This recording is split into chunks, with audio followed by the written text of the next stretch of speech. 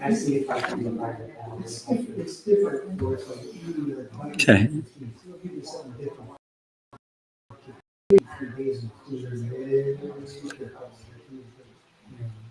but it's something you should. Good evening, ladies and gentlemen. Good evening. Let's see if we get some people online tonight.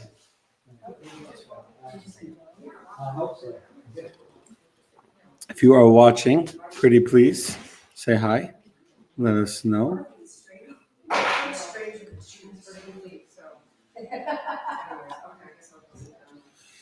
You go sit down. We're ready to start, I guess. I haven't seen any comments yet, so I'm going to wait one more minute. You missed the first joke. What's the first joke going to be? That's a good question. What's the first joke going to be?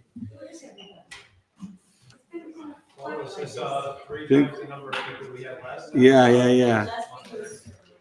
Last week was very quiet, but Baruch Hashem, not complaining, right? Okay.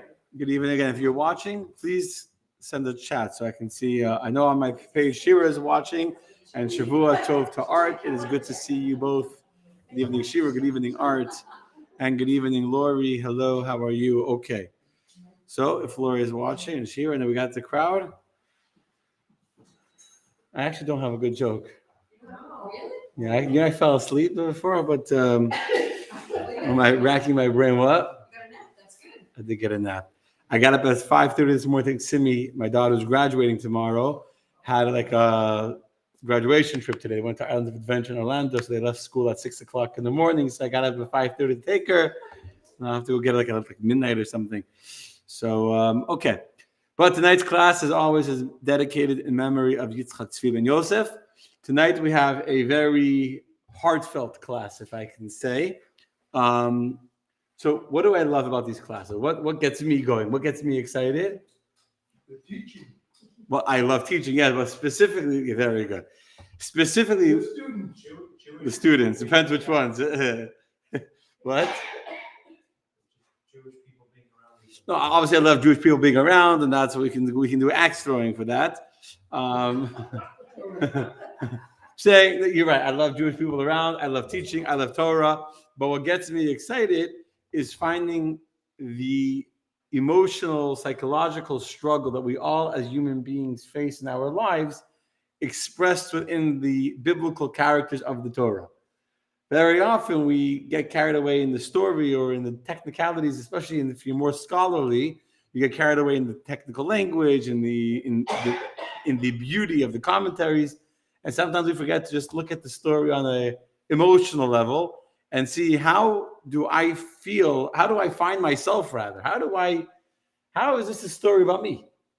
And that's ultimately what Torah is meant to be. Torah is meant to not just be an intellectual study of wisdom, which it is, but much, much more than that. Torah is a study into our own nature, our own psychology, because Torah was written by our Creator and was written as a blueprint for creation and as a way for us to find a way to live the best kind of life. And so I came across an idea that talked to me, and maybe I'll share a little bit later, and I won't share all the way, you can extrapolate on your own, but an idea of an amazing story in this week's Torah reading. In fact, if you were to look at the career of Moshe Rabbeinu, right? Moshe Rabbeinu is hands down the greatest leader the Jewish people have. Correct? We all agree that Moshe was a man who was absolutely fearless, also tremendously humble, which go hand in hand actually, because there was no sense of I in any way in the way Moshe lived his life. So Moshe was a man of tremendous humility, but of tremendous courage, of tremendous commitment and dedication to the people that he served. Moshe was a man that never gave up, never lost hope. Would you say that? Yes? Even by the sin of the golden calf. God says to Moshe, that's it. You people have sinned, go down from the mountain, it's all over, I'll start again. Most of us would give up. We say, if God says so, are you going to go argue with God? Go argue with Pharaoh, who was the most powerful leader of the most powerful army, the most powerful nation in the world. He was a dictator of epic proportions, a man who was willing to ruthlessly torture millions of people. You're going to go fight with Pharaoh? You're going to go fight with God? And yes, the answer is Moshe was not afraid. He was willing to fight with them all. And yet it's in this week's Torah reading that we come across perhaps the moment of Moshe's greatest fall. Not fall, I think of his greatest low.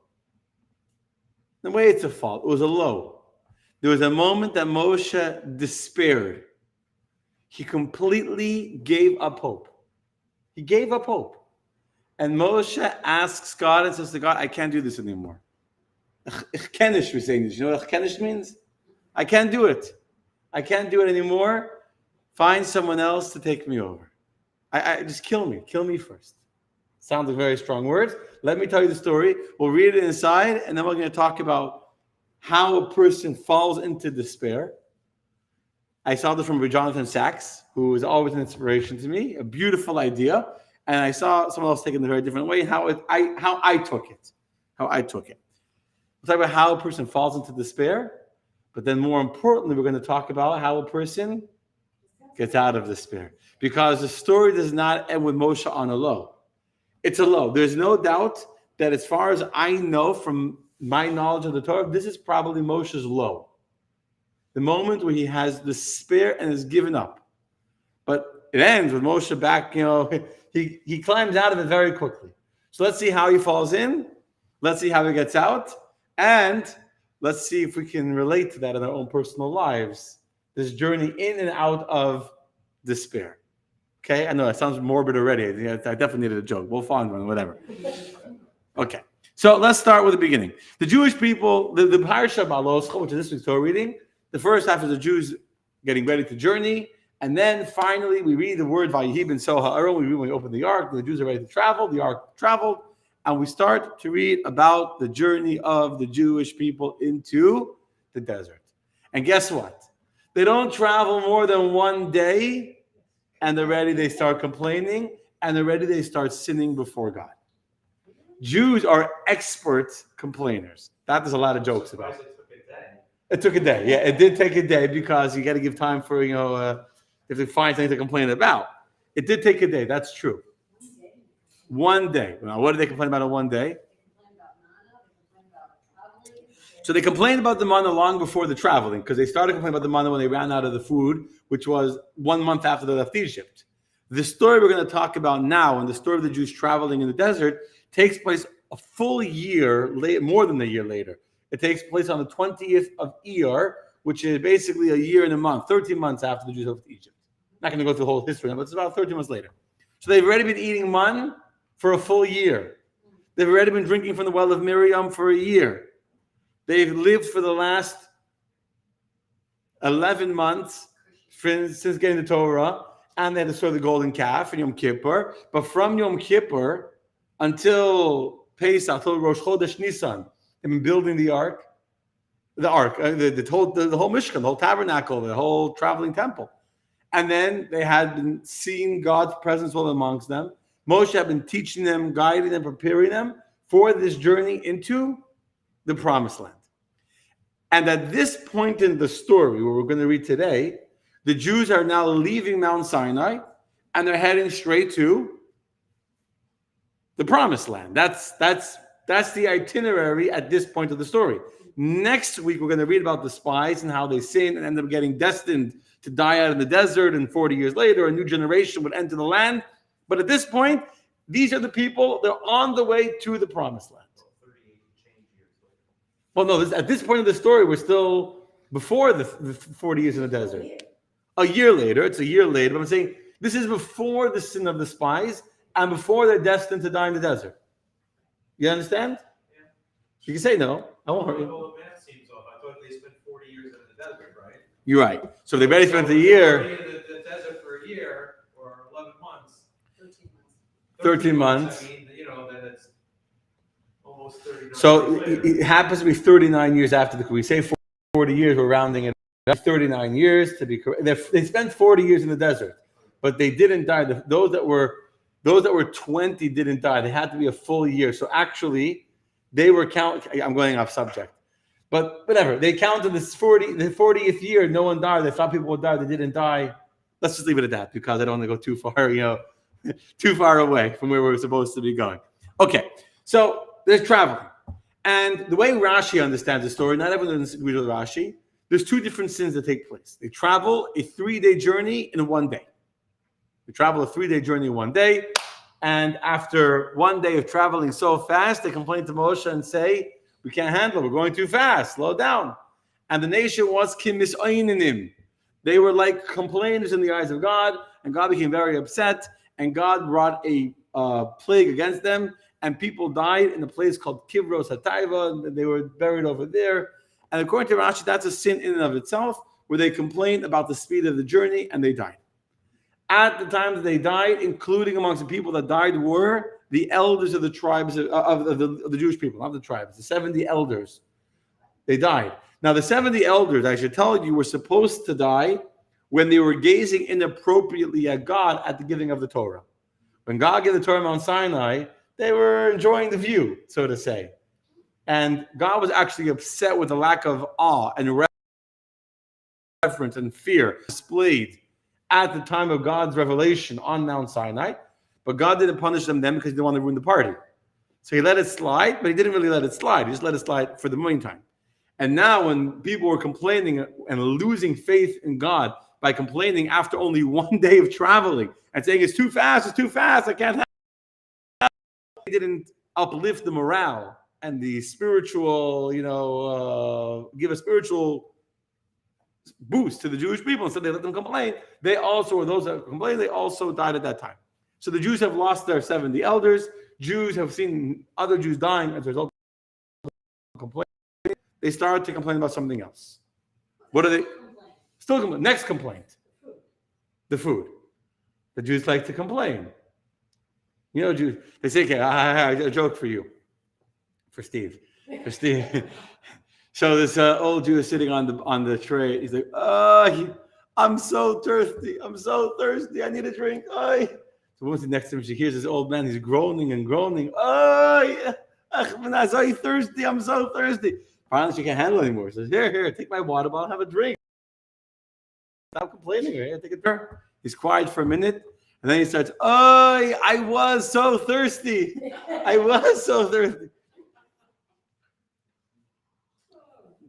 Okay, anyway, so the Jews' next complaint. Okay, we're done with this complaint. Next complaint. Now let's read this inside together. If you're here in the room, you have the text in front of you. If you're watching on my personal page, I'm going to share my screen in a second, and you can read from the text exactly what happens.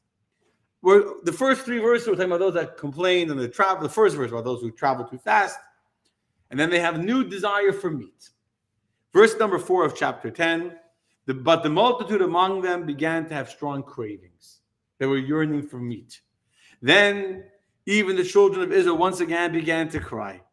This is a second cry. And they said, Mi yachileinu basar, who will feed us meat? We remember the fish that we ate in Egypt free of charge. The cucumbers, the watermelons, the leeks, the onions, and the garlic. Now, I have to tell you that the manna could taste like anything you wanted it to taste like, except for these foods that were dangerous to a pregnant woman, to a nursing woman. So it didn't taste like cucumbers and onions and garlic, which are bad for a person. So the one thing doesn't taste like, that's what they're crying for. That's what they're yearning for. So they say, we remember the fish we ate in Egypt for free, the cucumbers, the watermelons, the leeks, the onions, the garlic. But now our bodies are dried out, for there is nothing at all. We have nothing but manna to look at. Sounds terrible, right? Never. Poor things. Eating bread from heaven every single day. And this bread could taste like anything you wanted it to taste like. This bread was actually super nutritious. It wasn't a lot of food, but it had all the nutrition the person needed. They did not go to the restroom afterwards. They would eat them on, and there was no waste. There was no part of the food that was not good for the body that had to be recycled out. And they're complaining. They didn't have to cook. So that was right.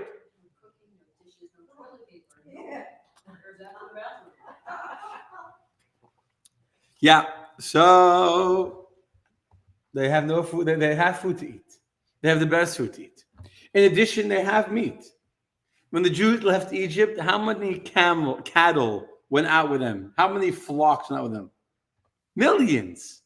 The Jews had a tremendous multitude of animals. In fact, when Pharaoh wanted to let the Jews go after plague number 7, I think, or number 8, said, you can go, you, your wives, just leave the animals behind, right? And what does Moshe say to Pharaoh? No, not only will we go and our wives and our kids, but even our sheep and our cattle and our flock and our animals, we're going to take it all with us. Because why? Maybe God will say to us to slaughter animals in the desert. We won't have any animals to slaughter, so we're taking all of our animals with us. So this is black and white in the Bible, that when the Jews left Egypt, they took animals with them, a lot of animals. So now they're pretending they have no meat to eat. You have a whole cattle. They all brought the Pesach offering. They had meat to eat if they wanted to eat. What's the problem? They're bored. They're bored of the man. They're bored of the same food every single day. Just thought of another joke. They're bored. I'll say it. They're bored of eating the same food every single day. The same. All we have to look at is the man. That's what they say, right? Look at verse number 6. Our bodies are dried out, for there's nothing at all. We have nothing but manna to look for. Can you imagine? Now, by the way, on the spiritual level, what are they really complaining about? They're not really complaining about food. As I just said a second ago, they had food. Not only did they have bread and they had water, and the bread could taste like everything they wanted it to taste like, and they gave them nutrition, they weren't hungry. None of them were hungry. The man satisfied you and filled you up. They were not hungry. That was the first complaint. Really, really, as Rashi explains, their complaint was a spiritual complaint, which says, we remember the fish that we ate in Egypt for free. You think the Egyptian masters were giving their slaves free fish? No. They were watching the masters eating fish. They were eating dried up matzah. That's why we eat matzah to Seder, right? The poor man's bread that they ate half-baked and didn't have time to rise. They were yearning for the freedom of not having the responsibility of Torah and mitzvot. They just received the Torah a few months before on Mount Sinai. And now that they had left Sinai, and they start realizing all the rules of forbidden relationships. This is what Rashi tells us. Because when the Jews traveled and they camped, they had to travel by each camp, each tribe by its tribe. We talked about this in last week's class a little bit. They traveled, each tribe segregated.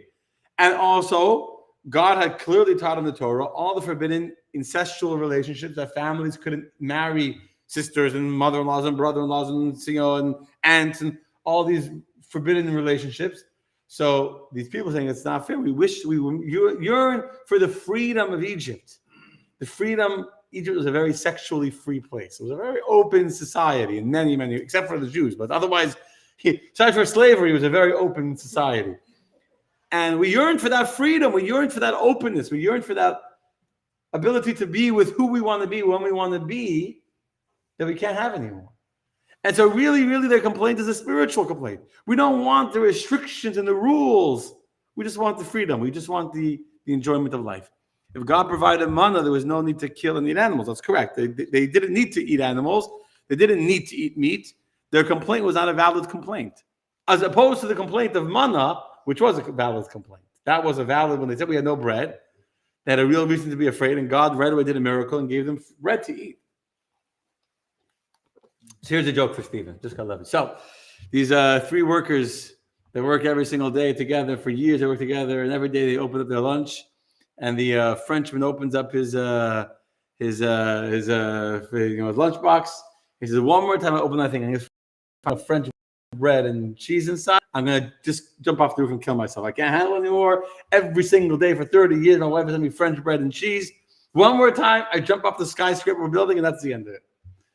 The Russian opens up his thing. He says, "One more time, my wife sends me a thing of black bread and sardines or herring. I'm jumping off this building. I can't handle it. Every single day, I get herring every single day." The American opens up his lunchbox. "One more time, my wife sent me peanut butter and jelly sandwiches. I'm done. I'm jumping off the building." Next morning, they all come to lunch. They're all sitting on top of the building on the lunch break. And the Frenchman opens up his lunchbox. And sure enough, inside is a nice big baguette of French bread and cheese. He says, "I'm done with French bread and cheese," and jumps off the building. The Russian opens up his lunchbox. Sure enough, inside is the bread and the sardines. Says, "Enough of this," jumps off the building. The American opens up his lunchbox, and what does he see? Peanut butter and jelly. "Enough of this peanut butter and jelly," he jumps off the building. Comes a funeral, and all 3 of the widows are there, and they're all crying, and it's so sad. And the Russian says, "If only my wife would have told me that she doesn't like sardines, and the French woman says, if only she would have told me. And the American is not crying. I ask her, why aren't you crying? She says, I don't understand. My husband made his own lunch every day.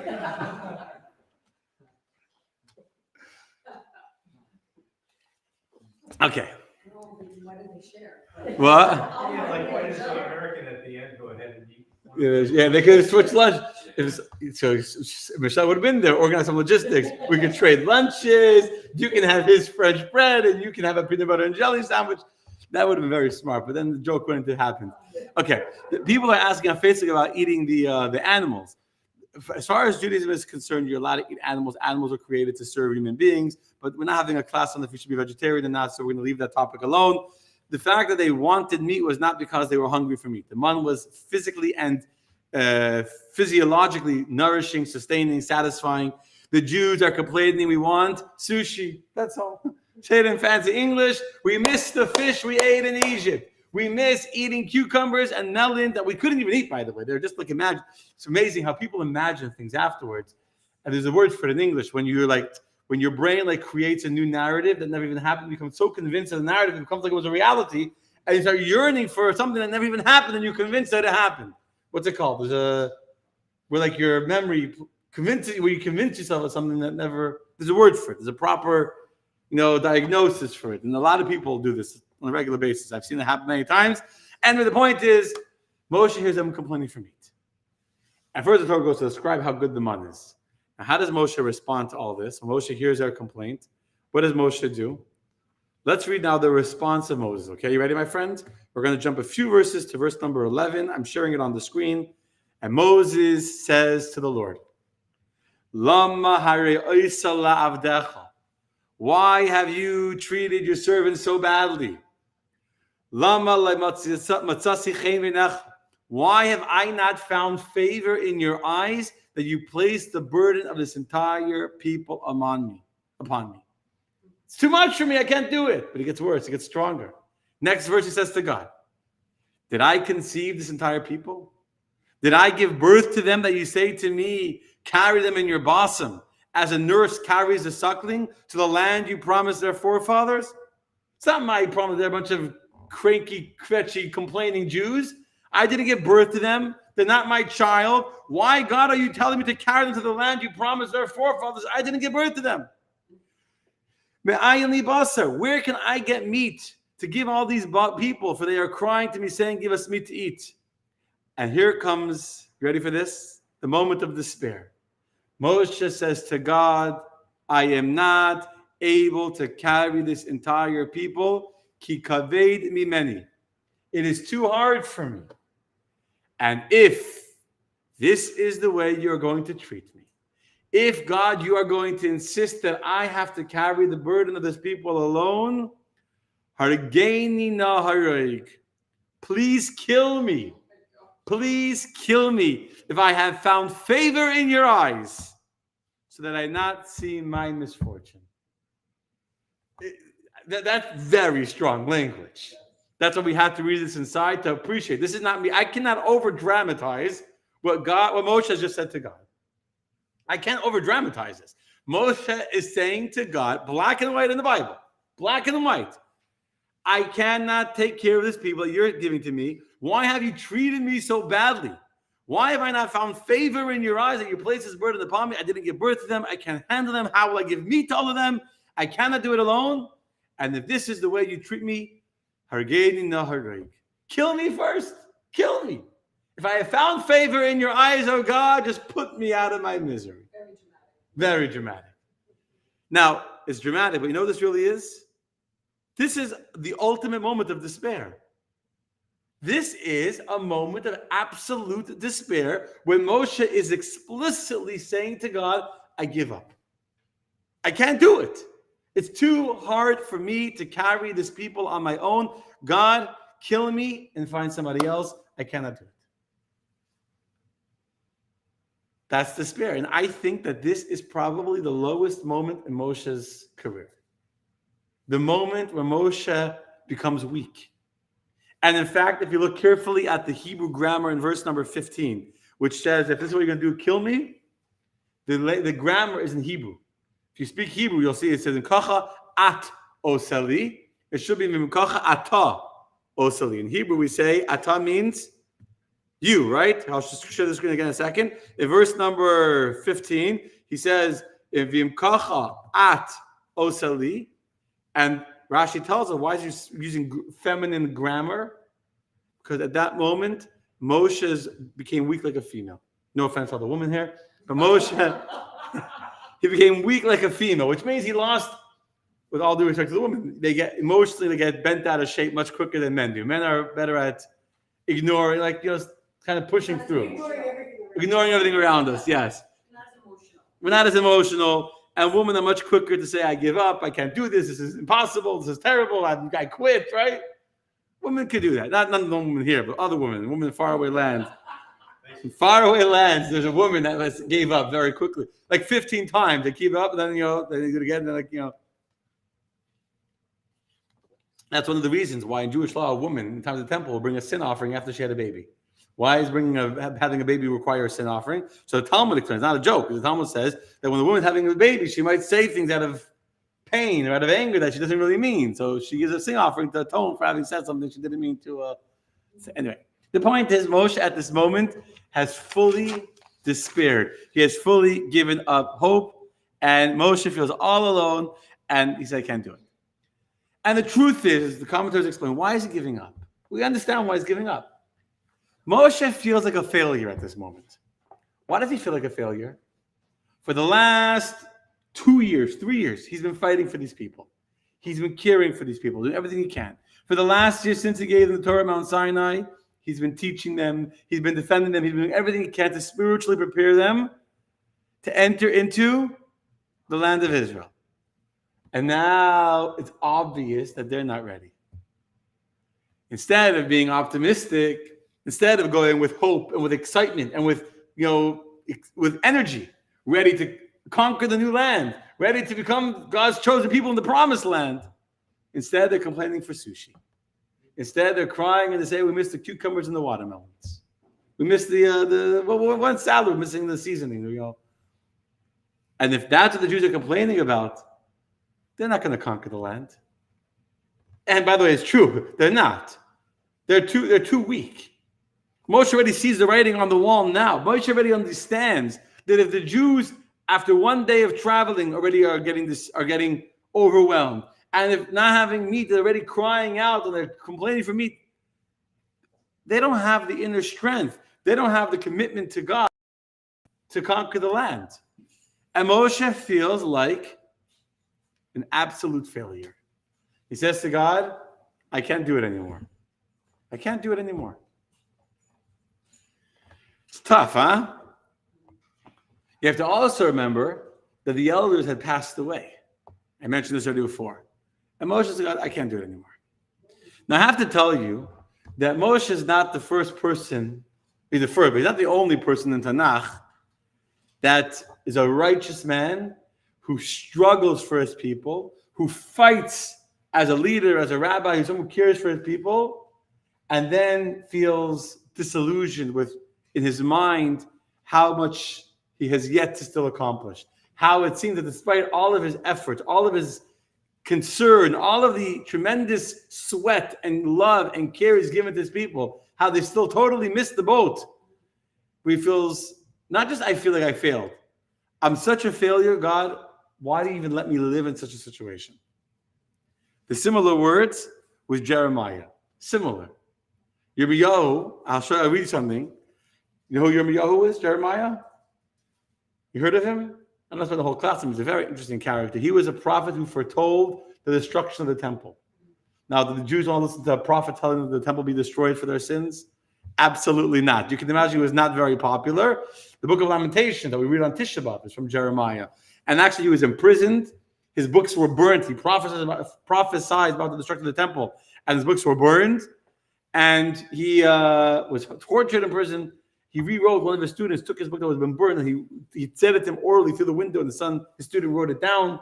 That's how we have, I think it's the 3rd chapter of Lamentations, if I'm not mistaken, or the 4th chapter. And listen, they burned the prophecy of the prophet, of Yirmiyahu. And when he saw what's going on, he sees it in chapter 20, he says, I just I'm not going to read the whole thing. He says to God, he's in prison. I'm ridiculed.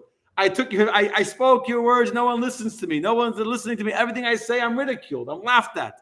All my words, everyone mocks me. Cursed be the day I was born. That's what Yirmiyahu says. Jeremiah says, cursed be the day I was born. It gets worse. May the day my mother bore me not be blessed. Cursed be the man who brought my father the news that made him very glad, saying, a child is born to you. Let that man, that messenger that told my father the good news that a baby boy was born to him, that man should be cursed like the cities of the Lord overturned and did not relent. And let him hear an outcry in the morning and a scream at noon. That's how angry Jeremiah is at the man that told his father he was born. Now, what did the guy do wrong? All he do is give him Mazel Tov, right? Mazel Tov, he had a baby, let's post on Facebook, let's, when's the bris, I want a bagel. Let that man be cursed, let it be overturned like the city of the Sodom and Gomorrah. He should hear a cry at noon, a cry in the morning and a scream at noon. Why? Says Jeremiah, why should he be cursed, the man that brought my father the good news? Because he saw me being born, and he did not put me to death from the womb. That my mother should be my grave, and her womb a perpetual pregnancy. Why did I ever come out of the womb to see trouble and sorrow and to end my days in shame? Jeremiah had a very lonely job. Jeremiah is giving all of everything he has to his people. And he looks at the people imprisoning him, burning his books, and he says, what am I doing this for? I'm all alone. They're mocking my words. It would be better if I had not been born than that I should be born and say the word of God and be mocked for saying the word of God. You heard of Eliyahu Navi, Elijah the prophet? Heard of him, right? He comes every Seder. He also says something very similar. When he runs away, when Jezebel wants to kill him, the queen wants to kill him, because the whole story of the prophets of the Baal, I don't repeat the whole story. Also another fascinating story with the Baal, the idol called the Baal. He won them in the contest. He had to run. He hid in Mount Sinai, actually. According to some commentaries, that mountain where he hid was actually Mount Sinai in the cave. And the birds, the ravens, are bringing food. And God says to him, what are you alone for? And he says he prayed to die. He said, I speak and no one listened. And Elijah the prophet prays to die. And by the way, you heard of Jonah and the whale? You know that story, right? We read that in Yom Kippur, right? And Jonah runs away from having to do his prophecy to go to the city of Nineveh, and eventually comes. And after the people of Nineveh repent, and he's sitting outside by the thing, and he asks God to let him die. Carrying the load of God could sometimes be very, very lonely and very challenging. And the feeling that I'm doing all I can. Moses gave everything he had to his people. He gave everything he had. And then he looks, and they're still complaining that they don't have sushi. They're still complaining about fish. Imaginary fish, not even real fish. Fish that they didn't eat. That they pretend now that they used to have sushi in Egypt. Sushi wasn't even invented yet. And that's what they're complaining about. Can you imagine? You know who invented sushi, by the way? Sushi was invented by two Jewish brothers that wanted to figure out, how can we open up a restaurant that doesn't have a kitchen? So they invented sushi. Just joking. I'm making up for the no joke in the beginning. You understand? And that's what Moshe feels. King David also feels that, by the way. You know how many times in Tehillim King David says, Keli, Keli, lama zavtani. My God, why have you forsaken me? One of the most famous lines of Tehillim. I mean, they say about someone else as well. Keli, Keli. So Psalm 22. My God, why have you forsaken me? Why are you so far from saving me from my cries of anguish? David Melech says, I'm worn out from my groaning. All night long I flood my bed with weeping and drench my couch with tears. It's King David. The Tehillim is full of such expressions. I'm alone. I cry out in despair. I cry out for my enemies that have surrounded me. My enemies have come around me. I have known but God. And that continues to the modern day. There's a very, very famous rabbi called Soloveitchik. Yesod Soloveitchik. He wrote a famous essay, became a book called The Lonely Man of Faith. You ever read it? No, I haven't read it either, to be honest, but I heard about it. The Lonely Man of Faith. And what's the premise of his book? That to be a believing person is lonely. It's called The Lonely Man of faith. And he writes there that I'm lonely because at times I feel rejected and thrust away by everybody, not excluding my most intimate friends. He quotes from King David, my father and my mother have forsaken me. That's what King David says. And David had that. His father and mother forsake him. And by the way, our Rebbe for sure had that. The Rebbe was in some ways very, very lonely. The Rebbe had thousands upon thousands upon thousands of followers. But how many friends did the Rebbe have? No. The Chassidim were not his friends. They didn't understand the Rebbe on a personal level. Actually, him and Rabbi Soloveitchik were friends. They had a relationship. Rabbi Soloveitchik was in Berlin, saying him as a Rebbe. They had a relationship. The Rebbetzin was the only one that really understood the Rebbe. If you see the videos of the funeral of the Rebbe's wife, the Rebbe was heartbroken. The Rebbetzin was the only one that really understood the Rebbe. We're going to get distracted now again. Anyway, God willing, in a few weeks from now, Monday night, I just confirmed the Monday night of Gimel Tammuz, the Monday night of the Rebbe's yahrzeit, Rabbi Chadikov, who's my son's teacher, but he's also the grandson of the Rabbi Chadikov, who is the Rebbe's secretary, who literally grew up as a kid, under the table of the Rebbe. Literally, he's going to farbrang with us. Gimel Tammuz, make like a farbrang. I just confirmed today, so we can talk about the Rebbetzin and whatever. Anyway. The point is that you have these great spiritual leaders. They're outstanding individuals. They've given everything for their people. They're devoted to the mission God has given them. And then comes a moment when they look around them and they look at the people that they're supposed to inspire and they say, this is what I accomplished. This is what they're still complaining about. This is what they're fighting about. This is the politics. And he throws up his hands to God and says, God, I can't do it anymore. I despair. Kill me first. Very, very heavy. And unfortunately, I was able to relate to this. I'll let you, okay. Anyway, so what's, you can relate to this too. Yeah. But as I promised you tonight, my friends, we are not going to end the class by going into despair, because God helps Moshe get out of the despair, and the parsha does not end with Moshe in despair. Moshe has this moment of temporary emotional darkness, but Moshe does not remain in despair for very long. He comes out as strong as ever. What happens?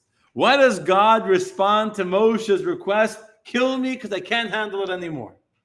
So let's continue reading, my friends. We're going to go right back to the very next verse, verse number 16. And God responds to Moshe. 1 second, opening my screen. And God says to Moshe as follows, assemble for me 70 men of the elders of Israel, whom you know to be the people's elders and officers, and you shall take them to the tent of meeting, and they shall stand there with you. Take 70 men, 6 from each of the tribes, minus 2, who was Eldad and Medad, and we once did a whole class on these 70 elders, who they were, how they were chosen, etc. And verse 17, God says to Moshe, I will come down and speak with you there, and I will increase the spirit that is upon you and bestow it upon them. Then they will bear the burden of the people with you, so that you need not bear it alone. What is God saying to Moshe as a solution? What's the antidote? What's the cure to this feeling of despair? Go get 70 elders, because 70 had died. Find men that you know to be people, the elders, the officers of the Jewish people. I'll just tell you briefly. These were the men that had allowed themselves to be beaten by the Egyptian taskmasters to protect the Jewish slaves. Rashi explains that they are the ones that had been beaten before. That's why they're called the elder, whatever. They knew the suffering of the Jewish people. They had proven their loyalty to the Jewish people. Choose them. I will come, I will increase the spirit upon you and bestow it upon them. Then they will bear the burden of the people with you, so that you need not bear it alone. Okay. That's what God tells Moshe to do, 70 elders. Now, what happens next in the story? Immediately after, the very next verse, is Moshe. Okay, Moshe gathers the elders at the lottery, because 70 is 12 tribes. So he takes 6 men from each tribe. How many men do you get? 72, which is a problem, because God said only 70. So 2 had to be dischosen. It's a whole separate, very interesting story. We've already done a class about those 2 men Eldad and Medad. It's a very interesting story. You can find it on YouTube on my channel. You'll find the recording from that class. But then immediately after you gather these 70 men, they all gather by the tent of meeting. You know what happens afterwards? God appears and God brings slav.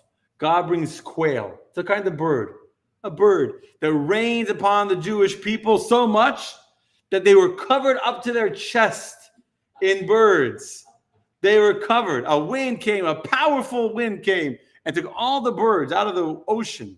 This quail, I don't know what quail tastes like, but the quail came, the sky was dark with quail, and it came, and different people that complained experienced the quail in different ways. Some were literally killed by the flying quail. We're talking not about meat like on the, a waiter comes, here's your steak with a nice little potato on the side. No, this was, the wind was blowing tons and tons and tons of birds. So people were buried alive by the quail. Some were killed by the quail. Some, they ate it, and the moment they put it into their mouths, they died from it. Some ate it. What? It's a foul way to go. Foul way to go. Very good. Very good. Very good. Very good. Yeah. Sounds good. So some died right away from eating the first bite while the meat was still between their teeth. They died. Some people ate for 30 days. They didn't stop gorging because they were desiring meat. So each one was punished according to their way until they were nauseous and they died from, they were bloated. Their whole bodies were bloated from eating meat like gluttons until they died. The point is all the people that sitting and complained died in different ways from the quail, but there was so much quail that it literally covered the entire camp up to their chests. They wouldn't even have to move. They were just eating until they died from eating so much quail. They gorged themselves, got sick and died. Some ate and died right away. Different people, different ways. How many people were left after that? I don't know. There were millions of Jews. There were like 3 million Jews. Sounds like it was a flop. Sounds like it was what? Okay. Now, that's the end of the story. They have the quail, they all eat, and then they go on to the next complaint, whatever. But I have a simple question for you. Why was it necessary for Moshe to make elders to help give meat to the Jewish people? Did the elders actually do anything? No.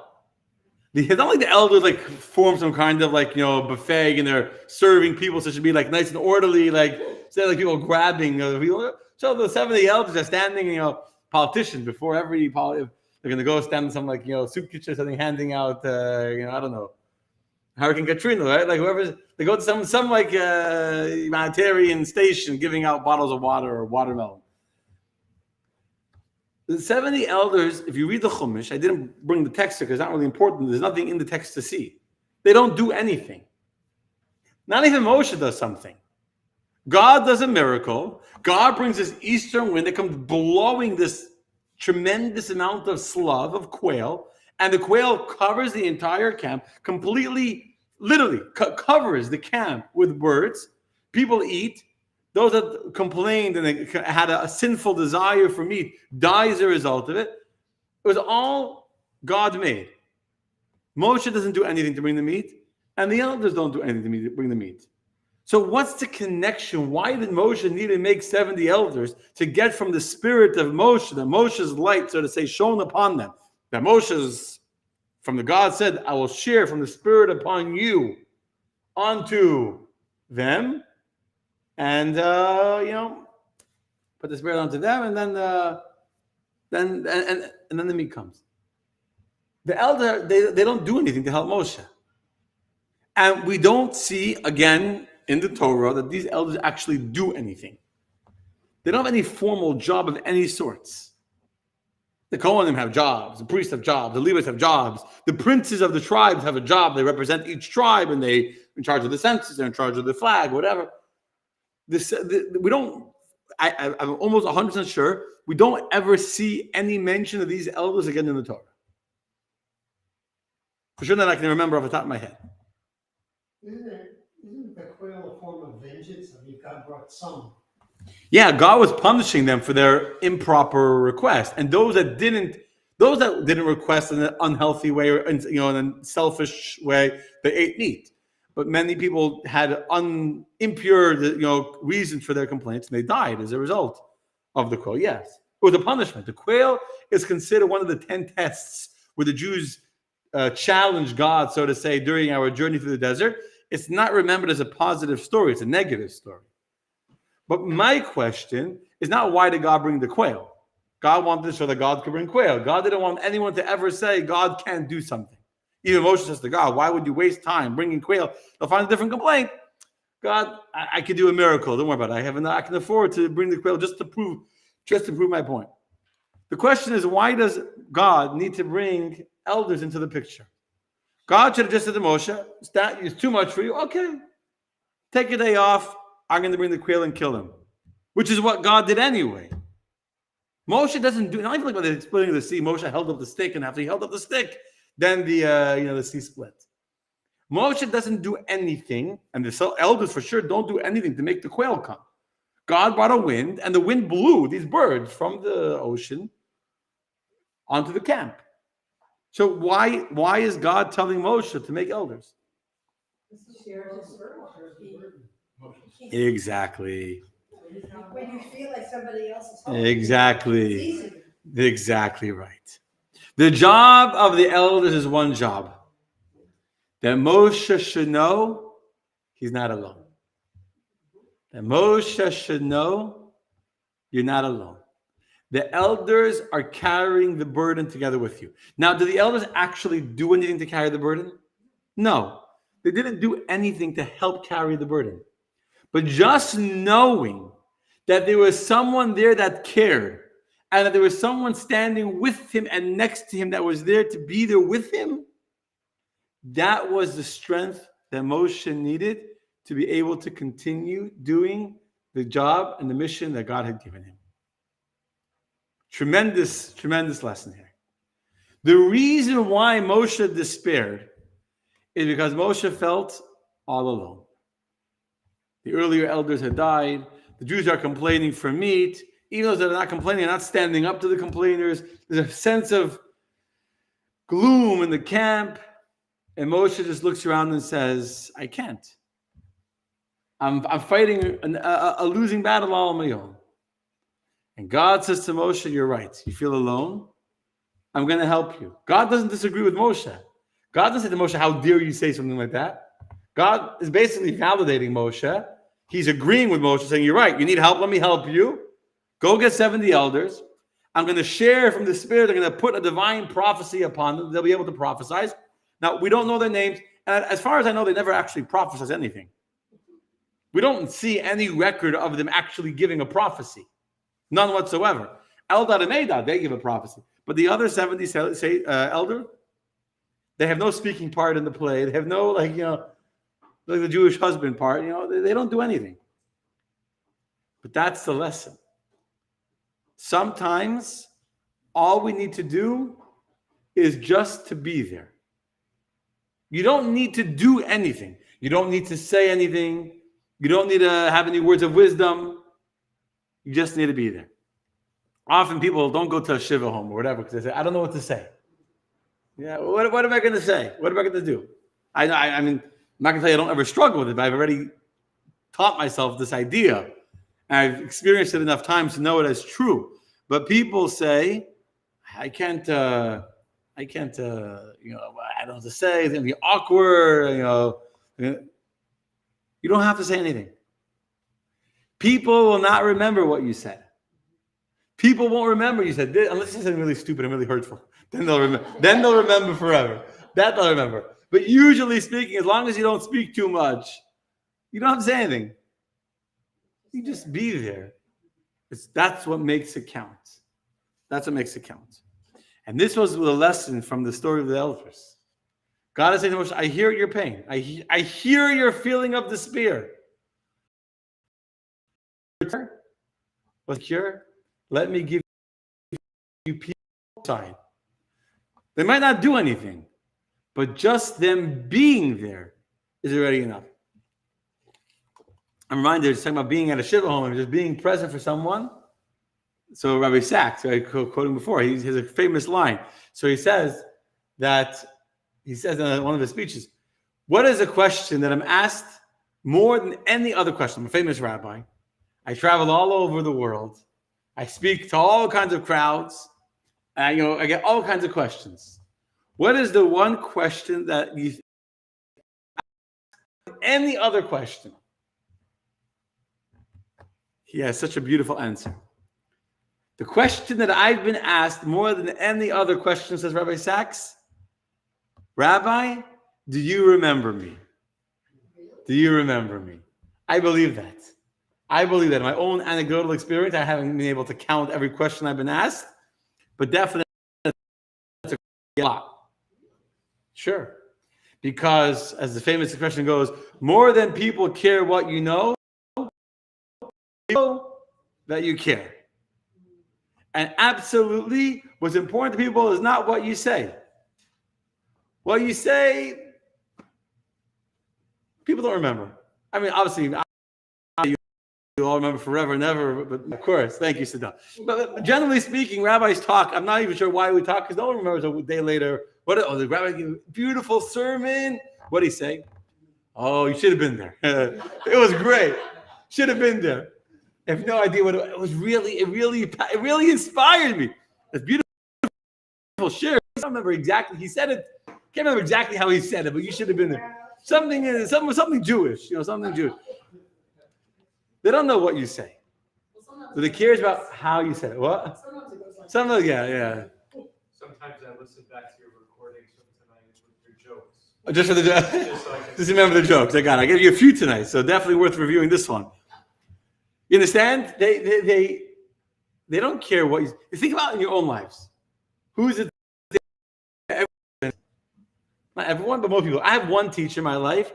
The one teacher that I've ever heard for me, and by the way, I don't think I can remember a single class that teacher taught me. I from the whole yeshiva. Actually, I had him for 2 years. 1 year for Chassidus, 1 year for Gemara. Chassidus, I actually do remember a few things he taught. Actually, but I don't remember. I have some things in my head. But the reason why he's the only teacher I feel that had an impact on me is not because of anything he ever said in any class. One time I was feeling very down and very depressed. He took me out to pizza. We went and we had a conversation. He took time to show me that he cared. And that's why he's the one teacher that I still, till today, appreciate and recognize. And I've shared this with him, and I've told this to him, because you have to share and give. Years later, I told him, he's not my favorite teacher because he said something profound or he said something wise. But when it was time for me, he made sure that I knew that he was there for me. Now, did he solve my problems? No. Did he? But he was there for me. And we spoke. I don't remember, again, he didn't solve my problems. He didn't make me a new human being and change. But the fact that he was there for me and spent time with me, that's what I remember. When I was a kid in camp, the counselor that took me out after bedtime, to go sit on the patio on the porch and have cookies together and talk, those are the counselors I remember till today. The ones that take the time to show an extra token of care and concern, those are the ones that stay with you forever. And this is what gave Moshe, the great Moshe Rabbeinu, the great leader, the great rabbi, what gave him the strength to not lose hope? What gave him the strength to remain the leader of the Jewish people, continuing to lead them for another 39 years? Knowing that there were other people that were standing at his side. And again, I can relate to that as a rabbi. The most empowering thing for a rabbi is knowing that the people that are standing with you. Knowing that the others that are carrying your burden with you, that care for you, that are behind you, that are rooting for you, that are happy for you, that carry your load, that's the greatest source of strength and of encouragement that a person can have. And that's what God gave Moshe. God gave Moshe the knowledge that he wasn't alone. He wasn't alone. And some post about the hostages. So I'm going to think of a story. The greatest suffering for the hostages is being alone. The three that were saved, that were together, they had each other, and that was a big blessing. A big blessing knowing that you're not alone but hostages that are being kept alone in a tunnel or whatever, that don't know what's going on. Solitary confinement is the greatest pain in the world. Greatest pain in the world. And so, I don't know if the hostages, but there's a very famous Russian refusenik named Nathan Sharansky. Right? Nathan Sharansky was, if you all know the story, whatever, he was fighting. He wanted to be able to leave Russia to go to Israel. He became the face, so to say, of the refuseniks in Russia. He was eventually arrested and he was put on some sham mock trial. His court case, or his verdict rather, was on, I think it was the third night of Hanukkah. And he wasn't able to talk to his wife. At the verdict, he was taken away. Asked his wife, like, what's today? What night of Hanukkah? The third night? Whatever. So I make a long story short. His wife sent him he got before. Maybe they sent from America. He got a black, small little Tehillim. A black Tehillim, Book of Psalms. Now, Nathan Sharansky didn't read Hebrew, or understand Hebrew at least. He was a Russian. He'd never been to Israel, had never been taught Hebrew. He knew a few words here and there, he was like learning from, I don't know, but he didn't really know Hebrew. And they took away, when he was arrested, they took away everything from him, including, and what was everything? I don't know what he had. This black Tehillim, I think his wife had given him, they had gotten the Tehillim as a gift from some American. And his wife had given it when he was being arrested. His wife said, take it with you to prison, and it was taken away from him, if I'm not mistaken. But it was taken away from him. And he was on a hunger strike, and they wanted it back. And finally, one day, they called him to the office, and they gave him back his Tehillim. And the same time, they told him that his father had died. His father had passed away probably a few months before, but you're in Russian prison, you're completely isolated from the rest of the world. They gave him the news, or he got the letter, they gave him his stuff, including a letter informing him that his father had passed away. And he spent a lot of time in solitary confinement. And the greatest suffering for a human being is to be alone. Literally to be alone is tremendous, tremendous suffering. And he started to read the Tehillim. He started to read.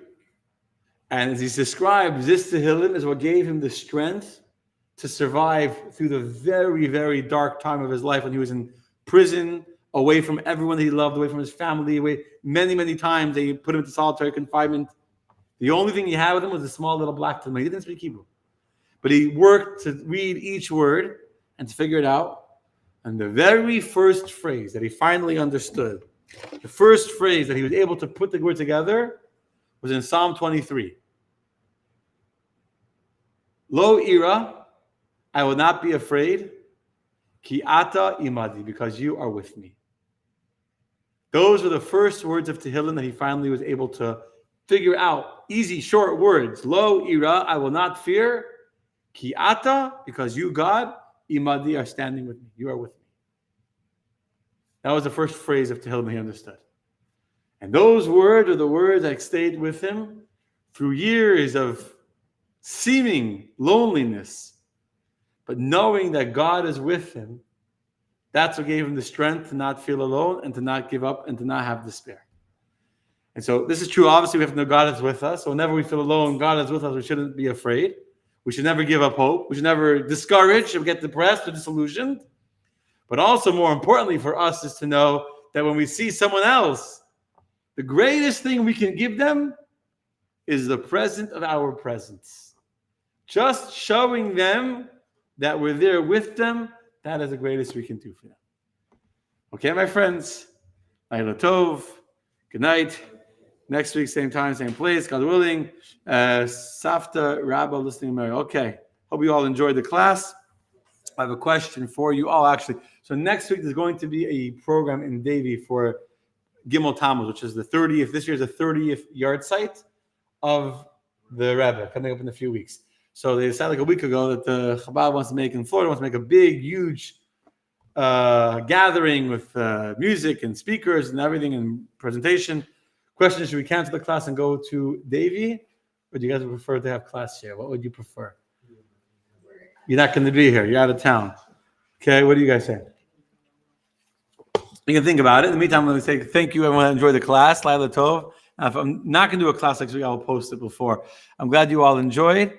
And yes, I thank you, Paula. And yes, the hostages don't have any choice. That's correct. That's exactly what I'm saying. And God is with us no matter what. That is 100% correct. Thank you, everyone. Thank you, Carmen and Joseph. And thank you, Henry. And thank you, Shira. And thank you, Art. Thank you all. Laila Tov. Next week. Well, hopefully we'll see. Maybe.